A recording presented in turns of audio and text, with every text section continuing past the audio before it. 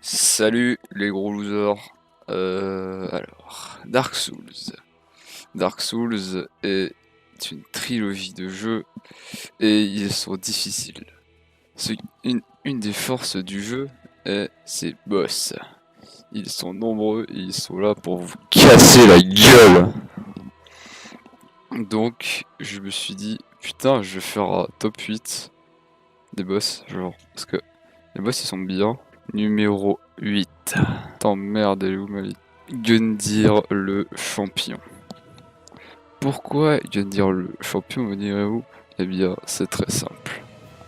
Gundyr est tout d'abord le premier boss qu'on affronte dans le jeu Dark Souls 3. Et bah, vu que c'est le premier boss, bah, il est nul, du coup, bah, tu le défonces. Mais plus tard dans le jeu, il prend sa revanche en tant que boss optionnel et il se gêne pas pour vous botter le cul. Ouais, et du coup, il fait mal. Donc, ouais. Et vous vous demandez sûrement, ah, mais comment tu peux réaffronter un boss que tu as déjà battu? Eh ben, en fait, si j'aime bien ce boss, c'est tout simplement parce que, ben, c'est mon champion, franchement, bah, je veux dire, il a la classe, je veux dire, il saute, il fait des coups de pied, franchement, bah, franchement, il est trop cool, hein. Numéro 7. Pour le numéro 7, j'ai décidé que ce serait les diacres des profondeurs. Encore un boss de Dark Souls 3. Que vous rencontrez genre au début du jeu après une zone de merde. La particularité de ce boss, c'est que il est constitué de plein d'ennemis nuls et il y en a un en rouge et bah faut aller lui casser la gueule en fait. Et après à moitié il y a une deuxième phase où il y a le pape qui arrive et après il te balance des boules à la gueule, il y a des gros aussi. Ce qui fait que ce boss est bien, c'est que il brise les codes et apporte une nouvelle manière de d'aborder le combat. Ouais, ou un truc du genre, ouais, je sais plus. Numéro 6. La charogne. La charogne est un boss principal du jeu Dark Souls 2. On le rencontre après une zone qui, ben, encore une fois, me fait chier du sang avec genre du poison et tout, et puis des espèces de grosses larves de merde qui sortent des flaques, là, j'en peux plus, putain. Et bref, le boss a la particularité d'être, bah déjà, il est ultra moche. Et il a la particularité d'avoir un hachoir afin de vous réduire en morceaux. Attends, mais ça se dit pas réduire en morceaux. Numéro 5. Le dragon béant. Le dragon béant est un boss de Dark Souls 1. Et c'est un boss, bah, lui je sais pas où il est dans le jeu, vu que je l'ai jamais affronté, j'ai pas encore fini Dark Souls 1.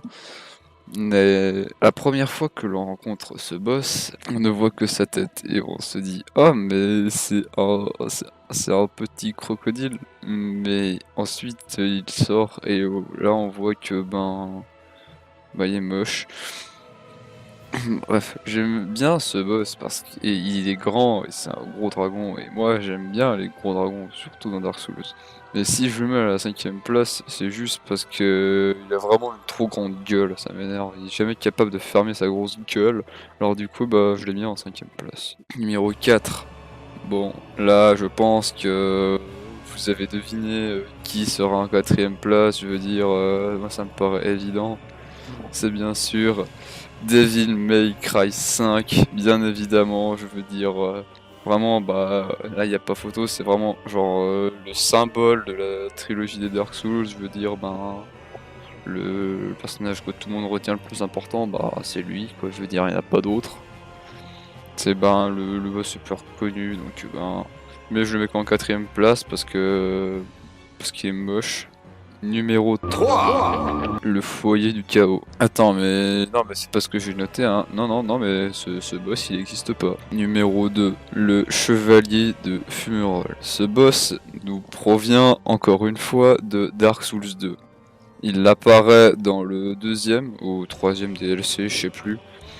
Et il est un boss qui est considéré comme le plus dur du jeu. Alors, vous comprendrez mon excitation au moment de l'affronter.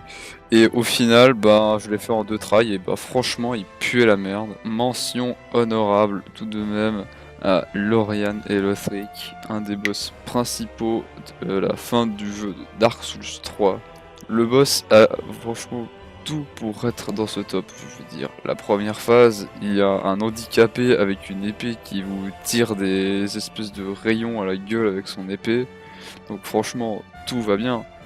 Mais tout tourne mal lors de sa deuxième phase où on peut voir qu'il prend William sur son dos. Alors je veux dire, je trouve ça inadmissible. Je ne veux pas de William dans un Dark Souls, alors j'ai décidé de ne pas le mettre dans ce top. Et en numéro 1, vous l'avez attendu, c'est bien évidemment le Père Noël, évidemment.